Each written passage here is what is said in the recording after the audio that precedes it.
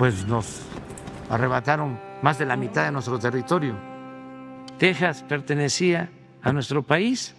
Ahora sí que, como lo dice el corrido de los Tigres del Norte, yo no crucé la frontera me cruzó. This is a map of Mexico published in 1828.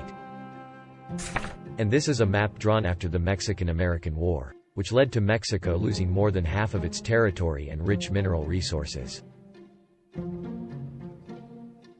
In April 1846, a confrontation occurred between Mexican and American troops. The following year, then U.S. President James Polk mentioned in his annual message to Congress that the United States had proposed to Mexico to cede New Mexico and the Californias to the United States, and said that Mexico was too feeble a power to govern these provinces.